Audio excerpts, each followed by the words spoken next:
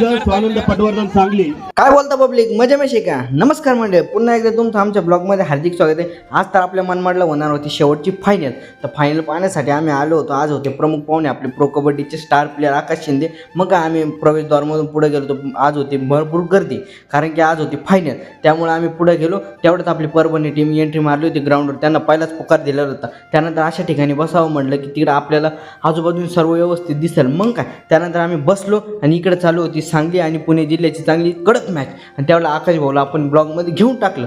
मग त्यानंतर इकडे चालू होती नाशिक जिल्हा आणि परभणीची एकदम जबरदस्त फायनल मॅच. त्यानंतर काय, नाशिक जिल्हा एकदम टफ बाय टफ खेळत होती. मग त्यानंतर हाफ टाईम झाला. हाफ टाईम नंतर त्यांच्या कोचने त्यांना सांगितलं आपल्याला ही फायनल मारायचीच आहे. मग काय पोरांनी गर्दी केली होती फोटो काढण्यासाठी. तसं आकाश भाऊंचं स्वभाव एकदम रॉयल आहे, सगळ्यांसोबत फोटो काढला. मग काय आम्ही फोटो काढून घेतला त्यांच्यासोबत. मी नक्की कोणत्या जिल्ह्यातले आणि तुम्हाला कोणती टीम आवडली हे कमेंटमध्ये नक्की सांगा.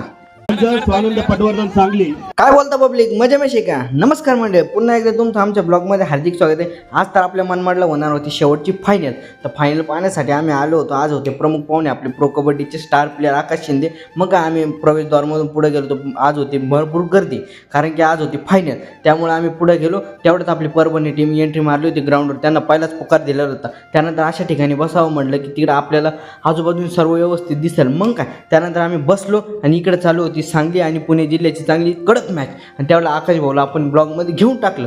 मग त्यानंतर इकडे चालू होती नाशिक जिल्हा आणि परभणीची एकदम जबरदस्त फायनल मॅच. त्यानंतर काय, नाशिक जिल्हा एकदम टफ बाय टफ खेळत होती. मग त्यानंतर हाफ टाईम झाला. हाफ टाईम नंतर त्यांच्या कोचने त्यांना सांगितलं आपल्याला ही फायनल मारायचीच आहे. मग काय पोरांनी गर्दी केली होती फोटो काढण्यासाठी. तसं आकाश भाऊंचं स्वभाव एकदम रॉयल आहे, सगळ्यांसोबत फोटो काढला. मग काय आम्ही फोटो काढून घेतला त्यांच्यासोबत. मी नक्की कोणत्या जिल्ह्यातले आणि तुम्हाला कोणती टीम आवडली हे कमेंटमध्ये नक्की सांगा.